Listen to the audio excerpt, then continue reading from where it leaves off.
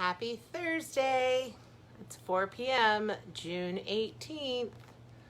It's 4 p.m. on Thursday, which means it's time for Getting Tipsy with Erin. If you've been tuning in now, this is episode 23 of Getting Tipsy with Erin, where I jump on here and share some tips with you on real estate, whether it be buying, selling, staging, whatever, just things to do. So I am today going to talk about, as soon as I start this, I'm going to talk about the home features you're probably overlooking but shouldn't be. But first I'm going to tell you a funny story. Or funny to some, not funny to others. Yesterday I went to an appointment to look at a home that I will be listing shortly. It's a condo. And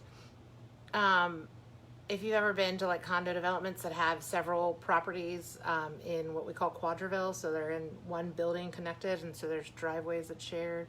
I pulled into the wrong driveway, and I was looking, and I went to back out of that driveway to pull into another driveway, and I was making sure not to hit a small child that was playing in the driveway.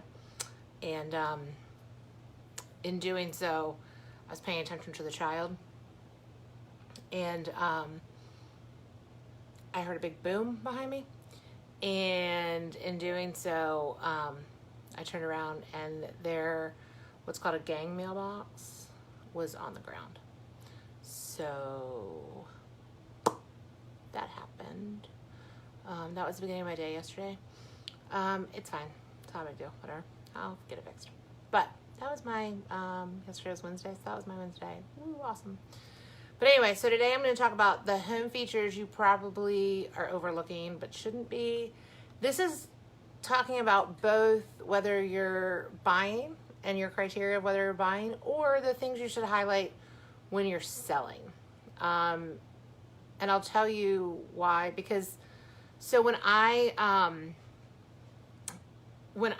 go to list a home, I always ask my sellers to provide me a list of the top 10 features that they love about their home.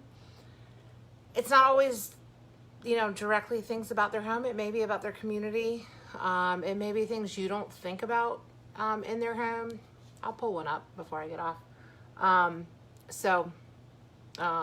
I'll give you some thoughts on that. But anyway, so raise your hand, if you've ever dreamed about the farmhouse kitchen that you see on HGTV or on Pinterest. Hi, Laura. And so today I'm going to talk about the home features you're probably overlooking. Not those ones you see on Pinterest, not the ones you see on HGTV, but the other ones. I am talking about lifestyle features. So these are the features that most homeowners and home buyers overlook. And it's often connected to the lifestyle of the house. And that should be probably the biggest part of your home search criteria, and as well as what you highlight. Because those are things that can't be changed, or not as easily as the features that can be. You can change paint, you can change flooring, cabinets, decor. I changed my kitchen last summer. It's easy. All that can be updated and changed over time, either with money or elbow grease. But you need to know what you love most about. A question I always ask. My friends Josh and Shannon are texting me right now about Zillow, so that's just coming up on my phone. So it's kind of a little, what and how much I hate Zillow. But the question I always ask my sellers is, what have you loved most about living in your home? Because that is going to help me market it to people that are going to love their home.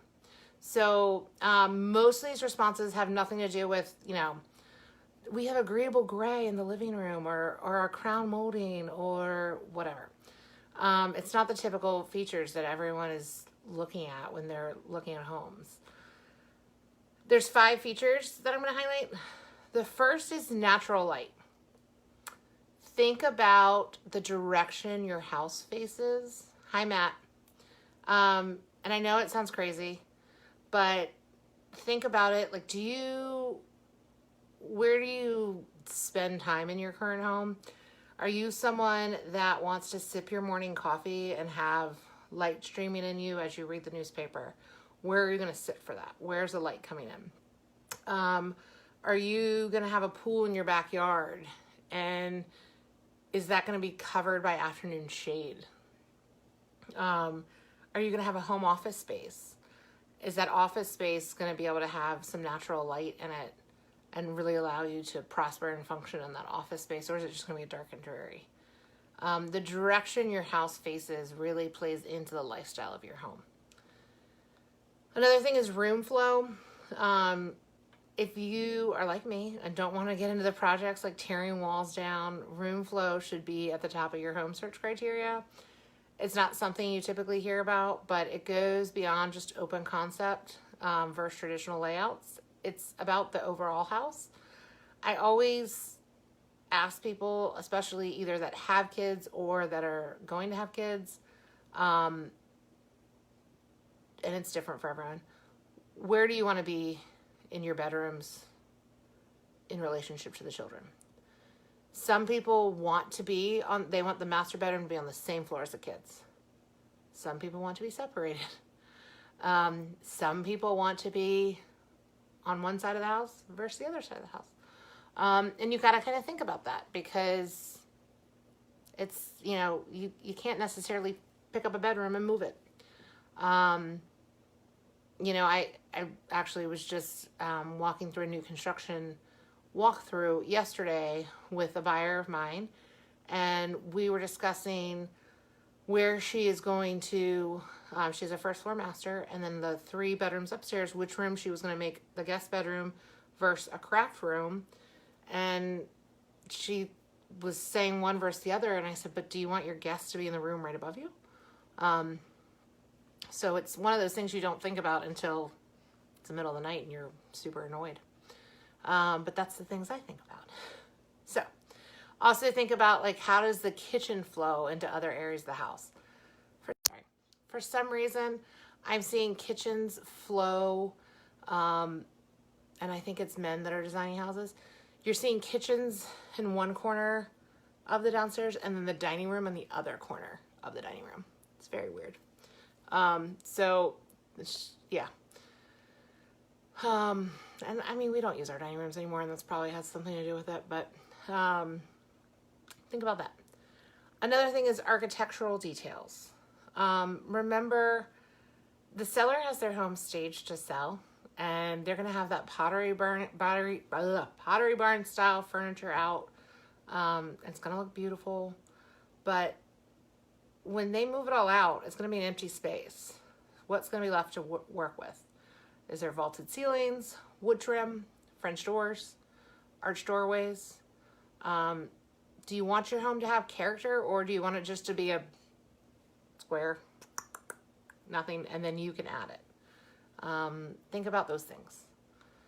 Fourth, and this is not a good thing for me, the view from the kitchen window. And I know this is sounds like a crazy question, but what do you want the view from your kitchen window to be? Do you want it to be kids playing in your backyard? Do you want it to be definitely not my neighbor's backyard? What do you want to see out your kitchen window? It's a scene you're going to see frequently. It's going to be really tied into the lifestyle of your home. I don't have a kitchen window. So that's why I said it's not a good question for me. My kitchen's in the middle of our second floor. And so I'm facing my kitchen right now. So behind me is our living room. And then on the other side of the kitchen is our dining room, which I use as an office. So our kitchen's kind of in the middle. But what I have done is I got some paintings, and I can just take a picture and post it in the comments. But I got some paintings that are actually on the top of bourbon barrels that were done by a local artist named Reba. And I have those on the wall. And so that's kind of my view from my kitchen window, and they make me happy. And so I have those on the wall as my view because I don't have a kitchen window. But what do you want to see from your kitchen window? So that is important.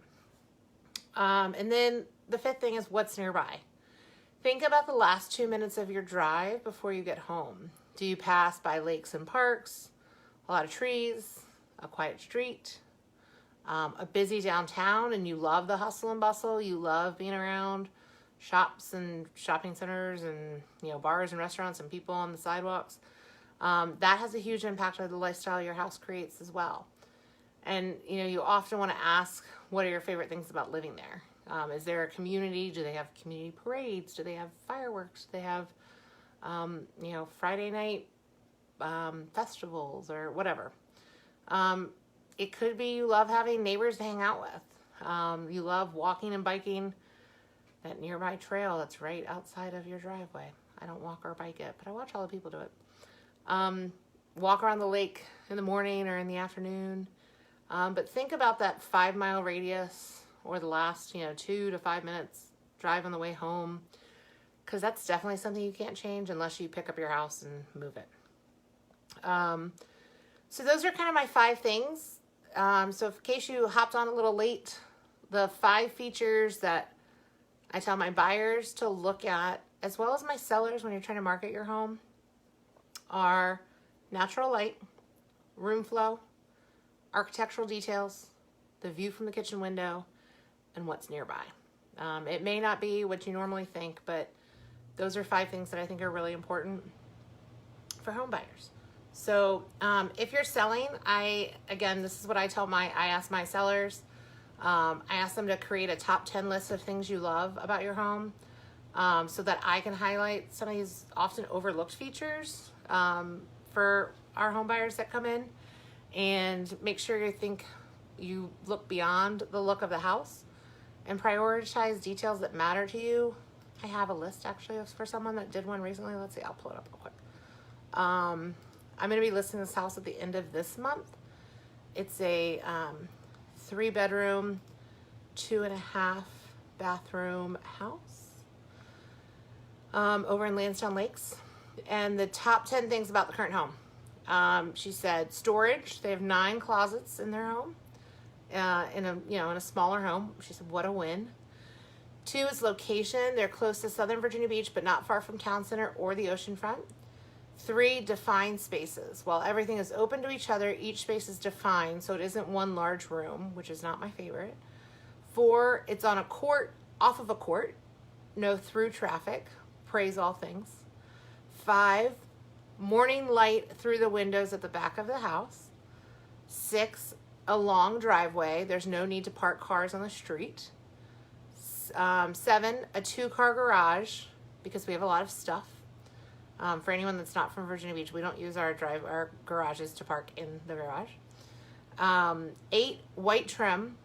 It's silly, but I love white baseboards and doors and crown molding. It's part of the reason we like this house to begin with. 9, gardens. We put in 2 raised gardens in the backyard, and they're so fun. Plus, cucumbers are growing in the side yard this year. And 10, granite counters. I love the granite we picked, especially in the upstairs bathrooms. So, I mean, that was her top 10 list, and I'm going to create, a sheet. I'm going to put it in the brochure, and it'll be a lot of fun. And it'll, it's just something to highlight, give it a little character for the house. That's not just your standard, here's a 3-bedroom, 2.5 bathroom house. So it'll be fun. But again, let's think of those 5 things when you're looking at criteria and when you're looking to market your home. Think beyond the normals. So that's another wrap on episode 23 of Getting Tipsy with Erin, Thursdays at 4. In honor of National Homeownership Month, tell me one thing you love about where you live.